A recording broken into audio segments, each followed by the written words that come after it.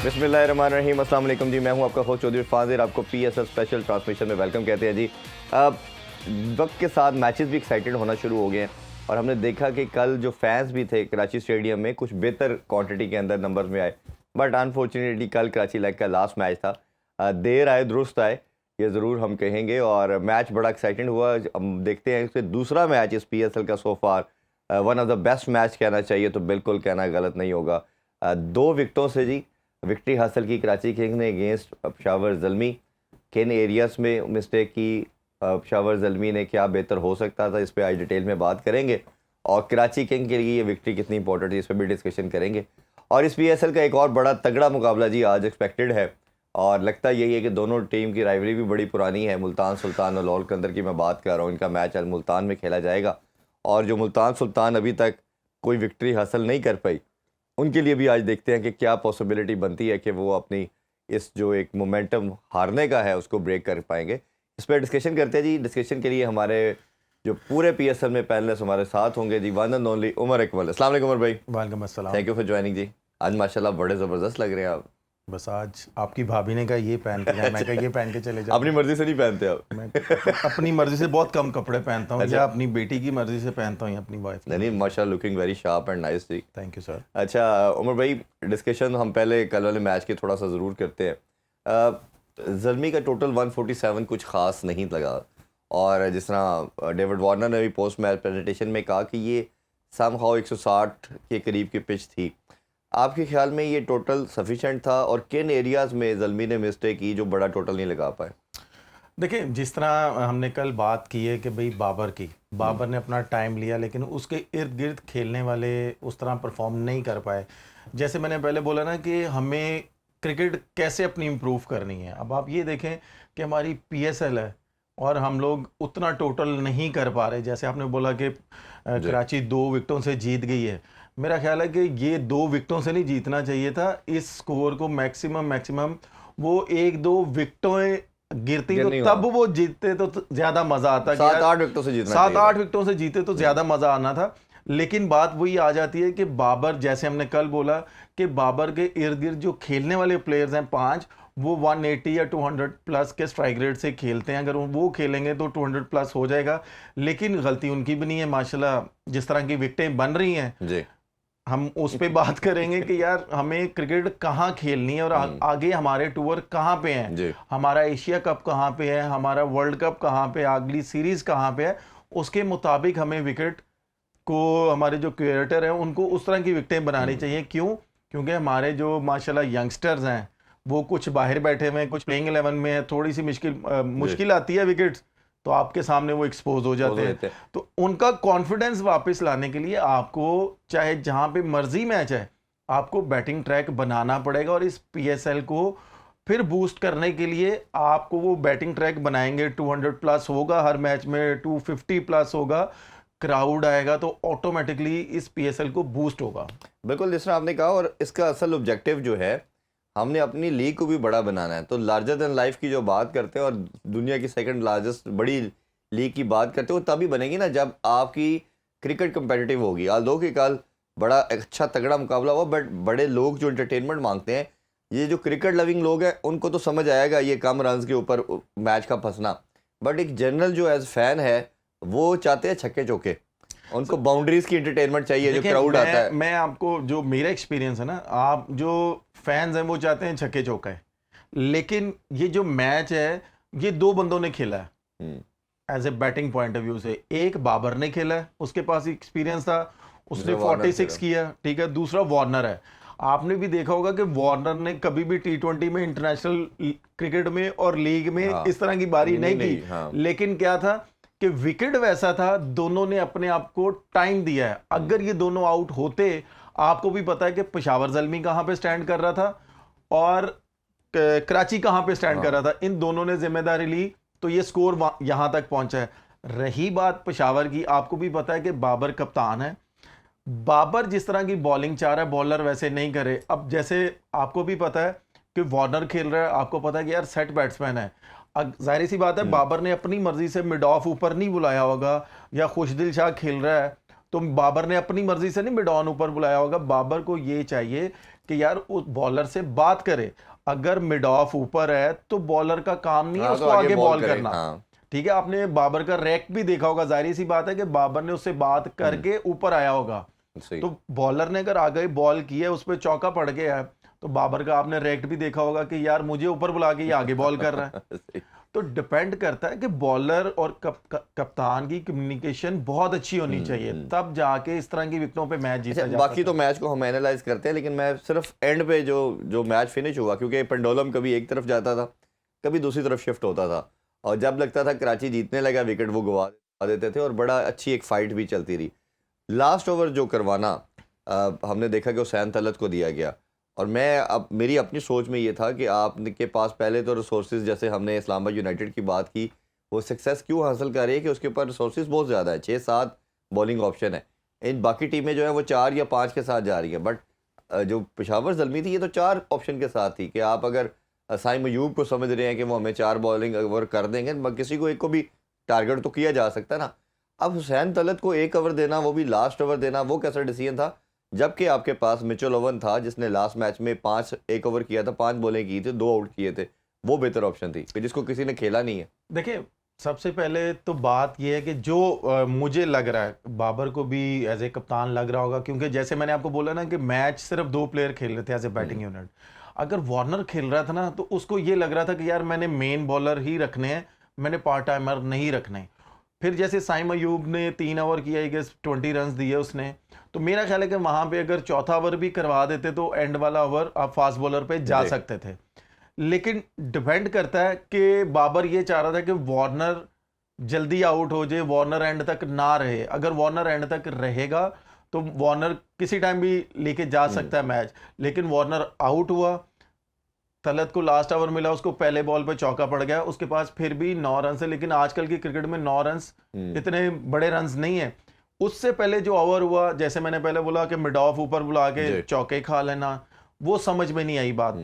Depend करता है कि पेशावर ज़ल्मी का जो कोचिंग स्टाफ है वो अपनी बॉलिंग यूनिट को, जाहिर सी बात है उन्होंने बॉलिंग कोच भी रखा होगा, अपना जो हेड कोच है, डायरेक्टर है उनके, उन्होंने एक क्लियर मैसेज दिया होगा कप्तान को भी और अपने बॉलिंग यूनिट को भी कि भाई आपने कहाँ कहाँ बॉलिंग करनी है। आप ये देखें कि 4 मैच हो चुके हुए हैं कि उनका बॉलिंग यूनिट सिर्फ एक बॉलर को निकाल के उस तरह का परफॉर्म नहीं कर रहा जैसा वो चाह रहे हैं। तो मेरा ख्याल है कि पेशावर के जो बॉलिंग कोचेज हैं या बॉलिंग स्टाफ है या आप कह लेंगे टीम स्टाफ है, उनको एक क्लियर मैसेज देना चाहिए कि भाई हम आपको पे कर रहे हैं, आप इस तरह का क्यों नहीं परफॉर्म करें। और मैं कह रहा हूँ अच्छा बुरा टाइम सब पे आता है, लेकिन हमें भी नजर आ रहा है कि यार ये कोशिश क्यों नहीं कर रहे। बिल्कुल ऐसे ही। अच्छा, तो कोचिंग स्टाफ को ये चाहिए कि उनको एक क्लियर मैसेज दे, भाई कोशिश करो, परफॉर्म होना ना होना बात की बात है। अब मिड ऑफ ऊपर क्या आप आगे बॉल करोगे तो ये तो कोई भी कप्तान नहीं बर्दाश्त करेगा, वो तो फिर रिएक्ट करेगा ही करेगा। जो बाबर ने कल किया उसका जो कि राइट बनता है कि यार इतना क्रूशल मैच है, हमने पिछला मैच जीता हुआ और ये अगर हम लोग जीते हैं, हम रिदम पकड़ लेंगे जी जी, तो फिर वो आप एकदम से मैच दे दो कि उनके मैच उनके पॉकेट में आया और आपने जाया किया, उनके मेन बैट्समैन आपने आउट कर दिए, ठीक है, और खुशदिल शाह भी फॉर्म में नहीं है, एक मैच में उसने परफॉर्म किया हुआ है, तो आप उसको वो अकेला मैच निकाल के ले जाए तो जाहिर सी बात है कप्तान को तो गुस्सा चढ़ेगा कि दूसरी तरफ से बॉलर खेल रहा है, ऑलराउंडर भी आपने आउट कर लिए हैं, तो आपने मैच आराम से उनको दे दिया। ये तो कोचिंग स्टाफ को थोड़ा सा पूछना चाहिए ना बॉलर से, इनकी बाद में अब डिस्कशन होगी। अच्छा, मैं कुछ जो मेन की प्लेयर है उनके हवाले से भी आपसे ओपिनियन जानना चाहूँगा। सबसे पहले बाबर के हवाले से बात करते हैं। पहले प्रीवियस 3 मैचेस में 3 रन थे उनके, बहुत प्रेशर था कप्तानी का भी और एज ए प्लेयर भी। कल भी पहली बॉल पे एलबीडब्ल्यू हो गया, अंपायर ने आउट भी दे दिया, और वो कोई विस्कर कहना चाहिए, बिल्कुल कोई हाफ इंच के बॉल स्टम्प से। उन्होंने रिव्यू भी बड़ा सोच के टेंटेटिव लिया कि ही वॉज नॉट कॉन्फिडेंट कि मैं बच गया हूँ। फिर इसी तरह वेरी नेक्स्ट ओवर के अंदर भी पहली बॉल पे बड़ा आसान कैच मीर हमजा ने उनको छोड़ा, और मीर हमजा ने बहुत बाबर को बॉदर भी किया। नॉर्मली इतना ज़्यादा बाबर किसी बॉलर से डिस्टर्ब नहीं होते। तो ये बाबर की इनिंग्स को ओवरऑल फिर उन्होंने थोड़ा सा अच्छा मोमेंटम पकड़ा, और जो आप और मैं कल बात कर रहे थे कन्वेंशनल क्रिकेट पे आएंगे तो बाबर सरवाइव करेगा। तो ओवरऑल उनकी इनिंग्स को कल कैसे देखते हैं, क्या वो कॉन्फिडेंस रीगेन कर पाए हैं या अभी नहीं? देखिए, पहली बात तो आपने जैसे बोला ना कि उन्होंने जो रिव्यू लिया, वो सम टाइम होता है कि अंपायर आउट देता है तो हम लोग रिव्यू लेते हैं तो वो हल्का सा टच होता है। आउट होता है, वो किस्मत होती है, ठीक है। उसके बाद जैसे आपने बोला कि जी उसका कैच ड्रॉप हुआ, वो भी एक किस्मत है। हम अच्छा शॉट खेलते हैं, फील्डर बहुत आउटस्टैंडिंग कैच पकड़ता है, हम कहते हैं कि यार शायद किस्मत ने साथ नहीं दिया, बिल्कुल। लेकिन उसके बाद जो उन्होंने इन्हें अपनी इनिंग्स बिल्ड की है, मेरा ख्याल है कि ये एज ए प्लेयर मुझे खुशी है कि वो दोबारा उस रिदम में आ रहे हैं जो आप और मैं कल बात कर रहे थे कि यार अपने वो पुराना बाबर अपने से निकाले कि यार मैंने जरा अपना 100 या 130 या 140 के स्ट्राइक रेट से स्टार्ट करना है, उसके बाद मैं 180 पे जाऊंगा। तो जहां तक मुझे आइडिया कि जब उसके बाद उसने वो स्कोर किया ना, उसका वो कॉन्फिडेंस वापस आया, और होपफुली इंशाल्लाह के आप ये कह सकते हैं कि इंशाल्लाह अगले मैचों में उसका वो ये कॉन्फिडेंस कंटिन्यू करेगा, तो अच्छे नोट पे ये अपनी पूरी पीएसएल फिनिश करेगा। बिल्कुल ठीक है। अच्छा, ये पूरा बाकी बैटिंग लाइनअप हम देखते हैं, ज़ल्मी की सब स्ट्रगल किया, बट एक हारिस हम देख रहे हैं कि रेगुलर परफॉर्म कर रहा है, कंसिस्टेंट परफॉर्म कर रहा है। शुरू में वो पहले 15 20 10 बना के आउट होता था, अभी उसने 87 भी किया एक मैच में, 43 भी किया और कल 28 किया, बट कंसिडरिंग दिस के उसको उसके नंबर पे नहीं खिलाया जा रहा, वो हर टाइम रन्स भी कर रहा है, तो उसको आप कैसे देख रहे हैं as a wicket keeper batter कि ये किस तरह अपना मार्क छोड़ रहा है? देखिए, वो एक तो मेरा जहाँ तक मेरा आइडिया ना, वो अपनी नेचुरल गेम खेलता है, वो जिस मर्जी नंबर पे है, और उसकी खुशकिस्मती आप ये कह लें कि उसको सर्कल में बारी आ रही है उसकी, इसलिए वो नेचुरल खेल रहा है, उसकी लग रही है और वो बाहर जा रहा है। डिपेंड करता है कि वो एज ए ओपनर है, नंबर 3 पे वो खेलता है, अगर सर्कल के बाद उसकी बारी आएगी ना, तब पता चलेगा कि वो अपनी इनिंग्स कैसे बिल्ड करता है। अगर वो अपनी इनिंग्स वैसे बिल्ड कर सकता हुआ तो फिर जाहिर सी बात है, नो डाउट अभी तो वो T20 का हिस्सा है पाकिस्तान टीम का एज ए विकेट कीपर, और उसने जैसे स्टार्टिंग में उसने परफॉर्म किया है, तो उसने ऑलरेडी पाकिस्तान टीम के दरवाजे को नॉक कर दिया हुआ है कि भाई मैं रेडी हूँ, ठीक है, एज ए ओपनर नंबर 3 पे खेलने के लिए रेडी हूँ। लेकिन अगर पाकिस्तान टीम अगर उसको नंबर 4 पे खिलाती है या मिडल ऑर्डर खिलाती है, ये उसके लिए थोड़ा सा क्रूशल होगा कि भाई सर्कल के बाद वो अपनी इनिंग्स कैसे बिल्ड करता है। कि अगर सर्कल के बाद आप ये कह लें कि उसकी टीम मुश्किल में है, 40 पे 4 लगे हुए हैं या 60 पे 4 लगे हुए हैं, क्या वो अपनी नेचुरल गेम खेलेगा या अपनी इनिंग्स बिल्ड करके टीम को भी निकाल के लेके जाएगा या अपना स्कोर भी साथ करेगा? तब पता चलेगा कि भाई पाकिस्तान टीम इसको कहां पे स्टैंड करती है और इसको कहां पे लेती है, कि हमने इसको एज ए ओपनर खिलाना है कि हमने इसको एज ए मिडल ऑर्डर खिलाना है। बिल्कुल ठीक। दोनों सूरतों में इसका पता, एज ए ओपनर तो इसका पता चल गया है, लेकिन अब पता चलेगा इसका, जैसे पेशावर ज़ल्मी इसको खिला रहा है नंबर 4 पे, अगर सर्कल के बाद बारी आई तब पता चलेगा। देखेगा। और ये हम ये पहले भी बात मुसलसल कर रहे हैं और डेली अपनी ट्रांसमिशन का पार्ट कर रहे हैं कि कहीं ना कहीं फ्रेंचाइज ओनर और बोर्ड का थोड़ा कंसेंसस ज़रूर होना चाहिए था, और इन कैप्टन्स का खास तौर पे, क्योंकि इन कैप्टन्स को सबका पता है कि अगर कोई लड़का पाकिस्तान में ओपनर खेल रहा है तो उसको ओपनर ही अपॉर्चुनिटी दे ताकि वो इवॉल्व भी हो और वो जाके फिर ट्रांसलेट करे इंटरनेशनल में भी अपनी इनिंग्स को। बट अनफॉर्चुनेटली हर एक को अपनी पड़ी है, और अपने मेरा ख्याल है कि मेंटोर भी ऑलमोस्ट कुछ ग्राउंड में कुछ कमेंट्री कर रहे हैं, कुछ टीमों में है, अगर वो माशाल्लाह बहुत सीनियर है वो, इसलिए वो मेंटोर माशाल्लाह बने हुए हैं, वो अपनी अपनी फ्रेंचाइज में है, अगर वो भी अपने कप्तान को या कोच को कहें कि जी आप इसको ओपनर ही खिलाएं, तो मेरा ख्याल है कि वो उनकी बात सुनेंगे। नहीं, मेरा ख्याल है नहीं सुनेंगे। अगर सुन रहा होता, जब 4-4 5-5 मैचेस हम देख चुके हैं, कोई अपना नंबर छोड़ने को तैयार नहीं है। फिर मेंटोर किस लिए है, मुझे तो ये समझ में नहीं आ रहा। मैं जैसे हम लोग कल बात कर रहे थे कि मोहसिन नकवी साहब को इनसे पूछना चाहिए कि भाई मैं पाकिस्तान की क्रिकेट को इम्प्रूव करना चाह रहा हूँ, मेरे पे इतना क्रिटिसाइज हो रहा है कि जी मोहसिन नकवी साहब इतनी सैलरियां दे रहे हैं, ये कुछ कर रहे हैं, ये कुछ कर रहे हैं, तो रिजल्ट उस तरह का नहीं आ रहा। बड़े आसानी से वो इसका जवाब ये देते हैं, बच के निकल जाते हैं कि जी वो फ्रेंचाइज वाले नहीं मानते। नहीं, देखें, फ्रेंचाइज का मतलब ये नहीं है, ठीक है, मैंने कल भी बोला था कि मोहसिन नकवी साहब सिर्फ मेंटोर्स को पकड़ें, चीफ सेलेक्टरों को पकड़ें, ठीक है, कोचिंग स्टाफ को पकड़ें कि आए जी मैं जब से यहाँ पे आया हुआ हूँ, मैं आपकी इतनी सैलरी आपको पे कर रहा हूँ। कौन सा लड़का आपने निकाला? अगर आपने ग्रीन कैप दी है, मेंटोरों को कहते हैं, चीफ सेलेक्टरों को पूछ रहे हैं कि भाई अगर आपने ग्रीन कैप दी है, वो फ्रेंचाइज क्यों नहीं उनको खिला रही? या तो फ्रेंचाइज गलत है या आप लोगों की सिलेक्शन गलत है। बिल्कुल ठीक है। हाँ, एक सिंपल सी बात है ना, आप एक ट्रैक पे चलें तो सही। अगर आप लोग ठीक हैं, वो पाकिस्तान टीम में परफॉर्म कर रहा है, अगर वो नहीं कर रहा तब भी आपकी गलती है, ठीक है। अगर उसने किया है तो फ्रेंचाइज क्यों नहीं खिला रही? क्यों नहीं खिला रही? और क्या उसमें, और आप भी कहीं ना कहीं पार्ट, अच्छा एक हमेशा बात करते हैं कि सबका मकसद यही है कि हमने अपनी क्रिकेट को बड़ा करना है, उसको अपलिफ्ट करना है, तो बट बड़ा कैसे होगा हाँ। इरफान भाई, जब तक आपकी ABC टीम नहीं बनेगी? वो कैसे बनेगी? जब इधर से तक पहले ए नहीं आपकी बन रही जब तक आप अपनी डोमेस्टिक को रिस्पेक्ट नहीं हाँ। देंगे। आप ये देखें, आपको भी पता है माशाल्लाह, आप भी अब सीनियर हो गए हैं कि मैं हम आपसे भी कोई सीनियर जर्नलिस्ट हैं, बहुत से सीनियर जर्नलिस्ट, आप उनसे भी पूछ सकते हैं कि आजकल का जो लड़का है, आप बिलीव करें, मैं भी कहता हूं कि वो 4 डे खेलना पसंद नहीं करता, खेलता ही कोई नहीं है, वो एक लड़का नहीं डोमेस्टिक का 1 डे खेलना पसंद नहीं करता।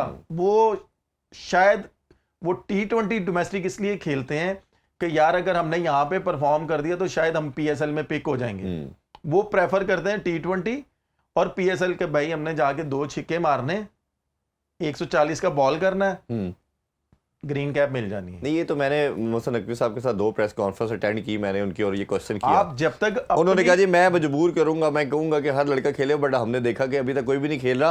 और आपके अभी सेंटर कॉन्ट्रैक्ट के प्लेयर, मुझे उन्हीं की बात सिर्फ करो। ये बताएं कि सेंटर कॉन्ट्रैक्ट के प्लेयर कितने 4 डे खेलते हैं? आपको मैं मैं वही सिर्फ कह रहा हूँ कि जब नेशनल ड्यूटी पे, एक तो जवाब ये है कि नेशनल ड्यूटी पे है, जब नेशनल ड्यूटी पे नहीं थे, जैसे नाम लेते हैं बाबर और शाहीन और वगैरह को, हम इन्होंने जब ड्रॉप किया टेस्ट सीरीज़ के अंदर इंग्लैंड के गेम, तो टेस्ट हमारा डोमेस्टिक चल रहा था।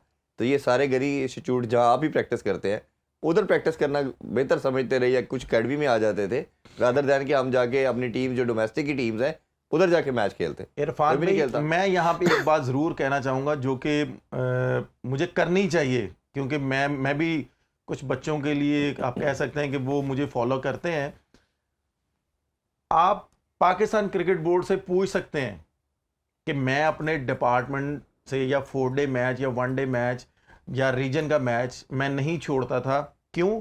आप मकसूद भाई होते थे जो हमारी टीम के मैनेजर होते थे, अगर हम, क्योंकि हमारी ज़्यादा क्रिकेट होती थी दुबई में, जी 3.5 घंटे की फ्लाइट थी, अगर रात को हमारा मैच ख़त्म हुआ है, सुबह 4 डे शुरू हो रहा है, कराची में शुरू हो रहा है, लाहौर में शुरू हो रहा है, मैं अपने मैनेजर से रिक्वेस्ट करता था कि प्लीज़ आपकी मेहरबानी, आप पूरी टीम ने सुबह जो ट्रैवल करना है, मुझे आप 9:30 बजे वाली या 1:30 बजे वाली फ्लाइट लेके दे दें। मैंने सुबह जाके 4 डे का मैच खेलना है, मेरे डिपार्टमेंट को ज़रूरत है। बिल्कुल ठीक। ठीक है, जब तक प्लेयर रिस्पॉन्सिबिलिटी नहीं लेगा, प्लेयर फर्स्ट क्लास को रिस्पेक्ट नहीं देगा ना, तो आपकी टीम इसी तरह स्ट्रगल करेगी। आप मेरा रिकॉर्ड निकलवा के देख लें, नहीं, ये आप फर्क ही- खुद बोलेंगे कि भाई उमर ने क्या कुछ नहीं किया अपनी डोमेस्टिक क्रिकेट के लिए। हमारी डोमेस्टिक के लिए मुझे अच्छे तरीके से याद है कि फैसलाबाद में T20 चल रहा था और उस वक्त मुझे बिग बैश से ऑफर आई थी, और मैंने अपनी डोमेस्टिक को प्रेफर किया कि नहीं, कि ये हमारे लिए ज़रूरी है, ये लोग, ये लड़के, ये लड़कों के लिए हम रोल मॉडल हैं, हमने लड़कों के लिए एक एग्जाम्पल सेट करनी कि भाई हमने अपनी डोमेस्टिक को रिस्पेक्ट देनी है। जब तक हम नहीं देंगे, बच्चे भी नहीं देंगे। और प्लस वो इन्हीं से सीखते हैं। और दूसरा हमने ये देखा कि सबसे ज़्यादा, जैसे उमर भाई आप कह रहे हैं कि डोमेस्टिक को वैल्यू नहीं दी गई, हमारा कोई भी लड़का डोमेस्टिक खेलने को तैयार नहीं है। कोई 4 डे क्रिकेट खेलना तो पसंद ही नहीं करते बिल्कुल भी। और सिर्फ अगर इस टीम लॉट के अंदर करें तो सिर्फ 2 या 3 प्लेयर का नाम आएंगे जो फिर भी समहाउ खेलते हैं। इस पर भी बात करते हैं, अभी हमारे साथ रहिए, ब्रेक से वापस आके इस पर भी बात करेंगे कि इमर्जिंग प्लेयर जितने भी हमारे पास आए हैं उनका क्या रोल है और सबसे बेहतर कौन सा उमर भाई को नज़र आ रहा है। Stay with us. Welcome back in sports on. हम बात कर रहे हैं PSL के हवाले से। उमर भाई, ब्रेक से पहले हम डिस्कशन कर रहे थे कि ये लड़कों की फिटनेस के लिहाज से, उनकी गेम के लिहाज से सबसे इंपॉर्टेंट है कि वो डोमेस्टिक को वैल्यू दे, और इसके प्रेसिडेंट मौजूद हैं। रिसेंट मॉडल हम देखते हैं, इंडिया का है, ऑस्ट्रेलिया का है, वही कंट्री सक्सेसफुल है जिन्होंने किया। बट अनफॉर्चुनेटली लास्ट 4-5 ईयर में हमने ये देखा कि टेंडेंसी हमारे लड़कों में कम होना शुरू हो गई। ये इन्होंने डोमेस्टिक नहीं देखे। अभी एक मैं स्टैट देख रहा था 90s के प्लेयर का, फिर 2000 का जो एरा था आप लोगों का भी, इवन ये 2020 तक ये चलता रहा कि जो लड़का फ्री होता था वो डोमेस्टिक खेलता था। बट ये आपके ख्याल में क्या रीज़न बनी? ये बहुत ज़्यादा लीग क्रिकेट का आना ये रीज़न बनी? दूसरी तरफ देखा जाए तो सिर्फ 2 लीग ही लाओ है, क्योंकि ये लड़के हैं बिल्कुल इस तरफ इनका रुझान ख़त्म हो गया। जो एक मैच भी पाकिस्तान से खेलता है वो कहता है कि डोमेस्टिक खेलना तो मेरी जैसे तौहीन है। नहीं, पहली बात तो ये है कि आप ये देखें कि फर्स्ट क्लास क्रिकेट करवा कौन रहा है? Pakistan cricket board. ठीक है, वहाँ पे अंपायर्स और मैच रेफरी कौन होते हैं? पाकिस्तान क्रिकेट बोर्ड के। आपने जैसे बोला कि जी प्लेयर्स नहीं खेलना पसंद करते, जो भी प्लेयर्स हैं आपके, इवन सेंटर कॉन्ट्रैक्ट के जितने भी प्लेयर्स हैं या यंगस्टर्स हैं, आप, क्योंकि मैं खुद खेलता हूं, मैं ज़्यादा पसंद करता हूं 4 डे क्रिकेट जी। ठीक है, आप मैच रेफरियों से, अगर आप चीफ सेलेक्टर नहीं जाना पसंद करते, ठीक है, अगर उनके पास इतना टाइम नहीं है, वो दूसरे कामों में पड़े हुए हैं, कोई मसला नहीं है, बोर्ड क्रिकेट बोर्ड में उनके और भी काम है, वो नहीं जाना पसंद करते पाकिस्तान क्रिकेट। 5 सेलेक्टर है, कोई एक चला जाए। मैं वही नहीं, डिफरेंट ग्राउंड्स में पे, मैच हाँ, होते हैं ना, चला जाए, वही तो कह वो रहा नहीं जा सकते, चलें जी मान लिएगा। लेकिन मैच रेफरी किसके हैं जी? पाकिस्तान क्रिकेट बोर्ड के। अंपायर किसके हैं जी? पाकिस्तान क्रिकेट बोर्ड के हैं। तो आप उनसे भी फीडबैक ले सकते हैं। मैं आपको बता सकता हूं कि भाई मेरे से कोई पूछे कि आपके ये जो सेंटर कॉन्ट्रैक्ट प्लेयर हैं जिन्होंने फिटनेस टेस्ट पास किए होते हैं, ये बहाने से बाहर जाते हैं जी हम नमाज पढ़ आए हैं। अच्छा, यकीन माने वो आप, मैं ये नहीं कह रहा, मैंने जिनके नाम लिए ना कि मैच रेफरी हो गए, ये अंपायर्स हो गए, आप इनसे भी पूछ सकते हैं। नमाज पढ़ने जाते हैं, आधा घंटा नमाज पे लगा देते हैं, ये कौन सी नमाज है? आप ये देखें कि ये कहते हैं कि जी हम जा खेलना है तो जाके हमने कोई भी जी वो एंकल ट्विस्ट हो गया, काफ खिंच गया, क्रैम्प पड़ रहे हैं, घंटा बाहर बैठ जाए, जब इनको पता चल जाए ना कि यार पूरा दिन पिद्दी लगनी है, हाँ, एक आउट है, तो ये आइडिया जाहिर सी बात, इतना एक्सपीरियंस होता है कि यार इतनी पिद्दी लगनी है, तो अगर हम इतनी देर बाहर बैठेंगे, इतनी देर वापस आके फील्डिंग करेंगे, तो हम अपने नंबर पे बारी ले सकते हैं। हाँ। तो ये डिपेंड करता है खुद पे भी, लड़कों पे भी, सबसे ज्यादा उसी पे ही है। और इनको ये चाहिए पाकिस्तान क्रिकेट बोर्ड के अंपायरों को, जो मैच रेफरीज हैं, कि वो एक फॉरेन रिपोर्ट भेजेंगे जी आपका ये सेंटर कॉन्ट्रैक्ट प्लेयर है, ये आपका यंगस्टर है, ये इस तरह करके हर रोज इतने ओवर बाहर बैठ रहा है। तो फिर चीफ सेलेक्टरों को चाहिए कि उसको एक वेकअप कॉल देंगे, भाई आप यंगस्टर हो, हमारी नजर है आप पे, और आप ये ना समझो कि हम ग्राउंड में नहीं आ रहे तो आपकी रिपोर्ट नहीं मिल रही, आपकी रिपोर्ट हमारे तक पहुंच रही है, आप जरा थोड़ा सा इंटरेस्ट शो करोगे तो तब ही हम आपको ऊपर वाली क्रिकेट खिला सकते हैं। जब ये इंटरेस्ट शो करेंगे, परफॉर्म करेंगे, ऊपर वाली क्रिकेट में जाएंगे, तो फिर ये वापसी का दरवाजा नहीं नॉक करेंगे, ना ये वापस आएंगे, ये कहेंगे कि यार हमने बड़ी मेहनत की है यहाँ पे पहुंचने के लिए, तो ये फिर वापस कभी भी नहीं आएंगे। और दूसरा ये कि आपने अपने आप को जितना आप मैदान में डालेंगे, मुकाबले में डालेंगे, उतना आप ग्रो करेंगे। एक वो रिसेंटली पास में अभी वसीम अकरम साहब ने भी एक स्टैट शेयर कर रहे थे वो अपने अभी के प्लेयर्स के साथ, कि उन्होंने डोमेस्टिक के कितने मैचेस खेले और शहीन ने कितने खेले, फिर कितने आउट किए उन्होंने किए, फिर मैं उसके बाद भी उसको मैंने थोड़ा प्रोब करना शुरू किया, और ये फिर मैं देखता आया कि 2000 के लोग जो थे वो खेलते रहे, 2010 तक बहुत हर बंदा खेलता रहा, फिर ये ग्रेजुअली 2020 तक भी लड़के जो टीम में आते थे, ये आने के बाद भी खेलते रहे। ये असल में माइंडसेट चेंज हुआ है 2020-21 के बाद। इरफान भाई इसमें देखें, ठीक है वो हमारे लेजेंड हैं, उनको भी पता है, वो अक्सर मैं उनको भी फॉलो करता हूं, वो क्या कहते थे कि यार फिटनेस क्या है, वो कहते थे कि यार हम पूरा दिन बॉलिंग करते थे, पूरा दिन हम ग्राउंड में रहते थे। आजकल जो ट्रेंड है वो क्या है, मुझे आप खुद बताएं कि यार फिटनेस इंप्रूव कर लो, यार भाग लो, बॉडी बना लो, वी शेप कर लो, 6 पैक बना लो। कुछ लोगों ने, मेरे जैसे लोगों ने 6 पैक्स भी बना के देख लिए थे, वो कचरे में चले गए हैं। ठीक है, बात यह है कि भाई जब तक आप ग्राउंड को टाइम नहीं दोगे, ग्राउंड में पूरा दिन नहीं खड़े होगे, 4 डे क्रिकेट में, 1 डे क्रिकेट में, चाहे कुछ भी है, अगर इंसान ने बाहर भी जाना होता है बहाना लगा के ना कि यार मैंने नमाज पढ़ने जाना है, मैं जी सॉक्स चेंज कर लूं, मैं शर्ट चेंज कर लूं, मुझे भी पता है मैक्सिमम 1 से 2 आवर लगते हैं। नहीं, अभी ये रिसेंट मिसाल में आप जब तक ग्राउंड में टाइम नहीं स्पेंड करेंगे तो आपकी फिटनेस कभी भी नहीं होगी। ओ भाई फिटनेस, आप कैसी फिटनेस चाह रहे हो? नहीं, मैं इसमें अगर आपकी बात को सेकंड करूं तो ये जो भी टेस्ट सीरीज हम इंग्लैंड से जीते हैं, पहले टेस्ट से पहले नुमान, साजिद वगैरह 2, 3, 4 प्लेयर थे, टोटल 5 प्लेयर थे, जो साउशकील भी शायद if I am not wrong वो भी शामिल था, जो टेस्ट प्लेयर नहीं कर पाए फिटनेस टेस्ट। अच्छा, साउशकील की मजबूरी क्योंकि पार्ट था, वो खेल रहे थे, और नुमान जो हाईएस्ट विकेट टेकर बना, जिसने सबसे ज़्यादा आउट भी किए और आपको मैच जिताए, साजिद और नुमान ने, अगर वो फिटनेस टेस्ट वाले क्राइटेरिया पे रहते तो वो तो मैच ही ना खेलते, पहली बात, और वो आपको मैच ही ना जिताते, सीरीज ही ना जीतते। पहली बात तो ये है ना, फिर मैं जो बात करता हूँ उस पर फिर आप स्टैंड करें ना कि रूल और रेगुलेशन सबके लिए एक होने चाहिए। अगर उन्होंने फिटनेस टेस्ट नहीं पास किया था, वो कैसे टेस्ट मैच खेल गए? वो खिलवाए ना, फिर नहीं, मैं सिर्फ यही तो आपसे पूछना चाह रहा हूं ना कि भाई वो कैसे खेल गए? वो इसलिए खेल गए कि आकिब भाई उनके कोच थे। आकिब भाई को पता था कि यार इनकी स्किल क्या है, अगर ये नहीं भी पास कर रहे ना तो ये टीम के लिए अच्छा कर सकते हैं, क्योंकि आकिब भाई ने क्रिकेट खेली भी है, ठीक है। वो ये फिटनेस टेस्ट पे और इन पे बिलीव नहीं करते। जो बॉलिंग कोच थे आकिब भाई उस टाइम सिलेक्टर थे, लेकिन मैं वही चीज बताने लगा, बॉलर ही कोई नहीं है। मैं कह रहा हूं ना कि चाहे कुछ भी था, मैं कह रहा हूं बॉलर भी नहीं थे, लेकिन क्या था कि उनको पता था कि यार अगर ब्रेक विकेटें बन रही हैं हमारे लिए बॉलर ये कुछ कर सकते हैं। उन्होंने अगर फिटनेस पे रहते तो मेरा ख्याल है कि वो टेस्ट सीरीज भी ना जीते, वो टेस्ट मैच भी ना जीते, ऐसा ही है। और आज इंडिया ना जीते, आज वो रैंकिंग में ऊपर भी ना आते।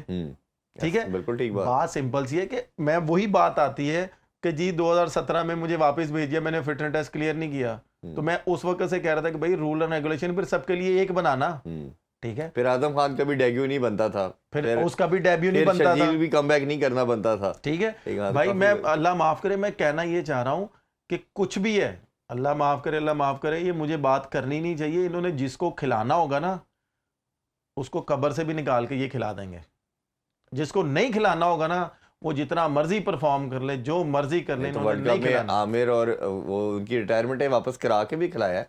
जिंदा मिसाल है। मैं आपको नहीं, नाम ले लेते हैं, हमें लोगों को सबको याद है, कोई ऐसी ढकी छुपी बात नहीं है कि प्लेयर है वो रिजाइन दे चुके हैं, उनको रिजाइन वापस लेके खिलाया गया। ब्रेक लेते हैं जी, ब्रेक से वापस आके आज जो मैच खेला जाएगा लाहौर का और मुल्तान का, उस पर बात करेंगे और थोड़ी सी बात इमर्जिंग प्लेयर के हवाले से जरूर करेंगे। Stay with us once again in sports on special transmission. जी उमर भाई, हम जो डिस्कशन कर रहे थे, एक और इम्पॉर्टेंट चीज़ मैं इमर्जिंग के हवाले से आपसे ज़रूर जानना चाहूँगा। अभी तक हमने देखा कि वो टीम सक्सेसफुल रही है लास्ट 10 सीजन से, मैं देख रहा हूँ, जिसका इमर्जिंग तगड़ा होता है, क्योंकि आप हाइड नहीं कर सकते ना। अगर बैटर है तो बैटिंग करने उसने आना ही है, बॉलर है तो उसने बॉलिंग करने आना ही है। अभी तक मुझे वैसे अपने पर्सनली बताऊँ तो अली रज़ा जिस तरह शानदार परफॉर्म कर रहा है, कल भी जिस तरह उसने स्पेल किया, लास्ट मैच में भी 3 उसने आउट किए, उसको कैसे देखते हो? और आपकी नज़र में जितने भी इमर्जिंग आप देख रहे हैं, सबसे बेस्ट कौन सा लगा आपको? देखिए, अली रज़ा तो बॉलर आउटस्टैंडिंग है। जैसे मैंने स्टार्टिंग में ही बोला था कि उसको हम लोग कैसे कैरी करते हैं, Pakistan cricket board, Pakistan academy उसको कैसे कैरी करती है। आप उसको लीग की हद तक ना देखें, उसमें पाकिस्तान का फ्यूचर हमें नज़र आ रहा है एज ए प्लेयर। हमने या कप्तान ने उसको कैसे ग्रूम करना है। नो डाउट कि वो एशियन विकेटों पे बड़ा अच्छा परफॉर्म कर रहा है, पेस भी उसके पास, अक्लमंदी से बॉलिंग कर रहा है, तो प्लीज़ आप इसको उस तरह की विकेटों पे खिलाएं जैसे अफ्रीका में, ऑस्ट्रेलिया में, न्यूजीलैंड में, इंग्लैंड में, जहाँ पे ये बॉलिंग करेगा, इसको भी मज़ा आएगा, इसको सीखने का मौका भी मिलेगा। और स्पेशली मैं यहाँ पे एक रिक्वेस्ट ज़रूर करूँगा कि प्लीज़ खुदा के लिए, अगर अजहर महमूद साहब इसका एक्शन ना चेंज करवाने बैठ जाएं, इसका पाँव ना ठीक करवाने बैठ जाएं, अगर अजहर महमूद साहब ने इसका एक्शन गलत करवा दिया या सही करवाने चले गए, जैसे आपने बोला था अनवर अली इतना स्विंग होता था, उसका जी एक्शन सही करवाया, बाजू ठीक नहीं आ रहा जी, बाजू ठीक नहीं आ रहा, उसका एंकल गिर नहीं सही तरीके से रहा, उसको ठीक करवाने के चक्करों में जहां उसकी 135 प्लस स्पीड थी, अब वो बेचारे की 120 रह गई है, 20 रह गई और फिर स्विंग 0 हो गया। अब मैं सिर्फ यही बात करूंगा ना कि अजहर महमूद साहब को यही एक रिक्वेस्ट मैं करूंगा कि माशाल्लाह ऑलरेडी उनकी कोचिंग में हमारे बड़े बॉलर जाया हुए हैं, तो खुदा के लिए इस बॉलर को जाया ना करना। ये बॉलर बहुत अच्छा हमें मिल गया है, जो नहीं करना तुसी इसकी तरफ आप समझ लीजिए है ही नहीं बॉलर। मैं तो यही बोलूंगा अजहर महमूद साहब को, वो क्यों कि आप ये देखें कि हमारा एक बॉलिंग यूनिट बेंच पे बैठने के लिए, और ये कह लेंगे आप इसको जब भी खिलाएंगे ना, जैसे हमें 17 साल की एज में नसीम शाह मिला था ऑस्ट्रेलियन विकेटों पे, कि वहां पे ऑस्ट्रेलिया के बैट्समैन उसने डरा दिए थे, ठीक है। और ये बॉलर वो है नसीम शाह की एज का कि भाई जब इसको बाहर वाली विकेटों पे ये खिलाएंगे ना तो बैट्समैन इसको पढ़ना बहुत मुश्किल होगा। और अभी इसके बॉलिंग मसल जो बात की जाती है वो डेवलप होंगे, इसकी इंप्रूवमेंट अभी उसके डेवलप हो चुके हैं, खुदा का नाम है। आप ये नाम ना लें, अजहर महमूद साहब ने सुन लिया ना। मैं वसीम अकरम का कोट कर रहा हूं, उन्होंने कहा कि ये जिस तरह अभी और खेलेगा, ज्यादा बॉलिंग करेगा, का बॉलर है। हाँ, तो उन्होंने कहा कि तरफ से इसने बड़ा अच्छा परफॉर्म किया। भाई कह रहे थे कि ये और डेवलप होगा, इसका पेस कुछ और इंप्रूव होगा भी ग्रेजुअली। बिल्कुल, वो इसलिए कह रहे थे कि ये इसको सिर्फ अपनी बॉलिंग करने दें, सिर्फ वहां पे इसको आपने ये बताना है कि बॉल आपने यहां पे करना है, ये नहीं कहना कि आपने रिस्ट यहाँ से लेके आनी है, बाजू यहाँ से लेके आना है, पाँव यहाँ पे गिराना है। मैं इसलिए बार बार ये अजहर महमूद साहब को कह रहा हूँ, खुदा का नाम है, इससे आपने सिर्फ कहना है कि भाई बॉल आपने यहाँ पे फेंकना है, यहाँ से आपने अंदर लेके आना है। आपको सिखाने के लिए पहले बॉलर दिए, उन्हीं को सिखाएं, उनको सिखाएं, इसको ना कुछ कहना है, अल्लाह का वास्ता है, जैसा ये बॉलर है। और उसके बाद इस्लामाबाद के पास है, क्या नाम है उसका, जो आई गेस फील्डर भी बहुत अच्छा है, बॉलिंग भी करता है, बैटिंग भी करता है। वो पहले आई गेस मुल्तान से खेल, हाँ जी, एक अहमद है, एक शहजाद जो है, हाँ वो मुझे अच्छा लगा है। फिर कराची के पास है जो हमारा अंडर 19 कप्तान भी था मेरा ख्याल, वो मुझे अच्छा लगा। ये मुझे आप कह लें कि 3 लड़के। लास्टली ये बताएं, आज मैच हो रहा है, 19 दफ़ा लाहौर कलंदर और मुल्तान सुल्तान खेल चुके हैं, 10 दफ़ा हमने देखा मुल्तान सुल्तान जीता और 9 टाइम जो है लाहौर कलंदर जीता है। तो अभी फिलहाल मुल्तान के वेन्यू पे फेवरेट कौन लग रहा है? देखिए, जिस तरह की क्रिकेट मुल्तान खेल रहा है, मैं क्रेडिट आप ये कह सकते हैं कि मैं लाहौर को दूंगा, क्योंकि अभी भी मुल्तान अपने सारे मैचेस हारी हुई है। उनको वो बाउंस बैक करने के लिए ना बड़ा हार्ड वर्क करना पड़ेगा, फील्डिंग बहुत ज़्यादा इंप्रूव करनी पड़ेगी, सिचुएशन के हिसाब से खेलना पड़ेगा। लेकिन लाहौर ने मैच जीते हुए हैं, लाहौर का मोराल बहुत ज़्यादा ऊपर है और वो बड़ी पॉजिटिव क्रिकेट खेल रहा है। क्योंकि जैसे मैंने पहले बोला है कि शहीन जो भी होता है वो एक क्लियर मैसेज दे देता है अपने ड्रेसिंग रूम में, तो इसलिए मैं थोड़ा सा क्रेडिट लाहौर को देता हूँ। और ये टॉस का भी बताते चलिए कि टॉस जीत के क्या करना चाहिए, क्योंकि मुल्तान में ज़्यादा ड्राई वेदर है, गर्मी ज़्यादा है, ड्यू का चांस मेरा ख्याल बिल्कुल नहीं है, तो टॉस करके क्या करना चाहिए? टॉस जो भी जीते ना, मैं तो यही बोलूँगा कि आप पहले बैटिंग करें, क्योंकि नया विकेट है। ये ना आप समझिएगा कि यार ये कैसा बिहेव करेगा, भाई नया विकेट है, मुल्तान में विकेट पहली इनिंग्स बड़ा अच्छा खेलती है। अगर जैसे आपने बताया कि गर्मी है, ड्राई वेदर है, अगर दूसरी सेकंड टाइम अगर कोई टीम बैटिंग करेगी, जाहिर सी बात है थोड़ा सा ड्राई होगा, स्पाइक्स लगेंगे, ब्रेक भी होगा, ब्रेक भी होगा, और वो थोड़ा सा बैट्समैनों के लिए मुश्किल हो सकता है। और ये हम ज़रूर चाहेंगे जी, ओबियसली मैच होगा, तगड़ा मैच होगा। फैसल अकरम के वाले से मैं ज़रूर चाहूँगा कि वो ज़रूर खेले, कि जो ड्राई विकेट है तो मुल्तान जब तक कोई एक्स्ट्रा ऑर्डिनरी चीज़ करेगा नहीं तो रिजल्ट उनकी तरफ नहीं आएंगे। और ये भी मैं चाहता हूँ कि फ़खर, हम चाहते हैं कि पाकिस्तान की तरफ से one of the best player है। लाहौर के अंदर जब जीतता है फ़खर रन्स करता तो जीतते हैं, तो अगर फ़खर नहीं चलता और रन्स नहीं करता तो फिर देखते हैं कि क्या लाहौर के अंदर फिर भी कभी जीत सकते नहीं। इस पर बात करेंगे जी, कल जो भी आउटकम आता है उसके ऊपर। फ़खर जितने फॉर्म में आया, फ़खर अब पलट के नहीं देखने वाला। अच्छा, चले ये देखते हैं जी फ़खर क्या करते हैं। वो फ़खरे पाकिस्तान तो है ही है, फ़खरे कलंदर भी बनते हैं कि नहीं। हमारे साथ रहे, इंशाल्लाह आपका रहेगा पूरे PSL में, और कल आपसे दोबारा मुलाकात करते हैं। अपना ख्याल रखिए। अल्लाह हाफिज़। पाकिस्तान जिंदाबाद।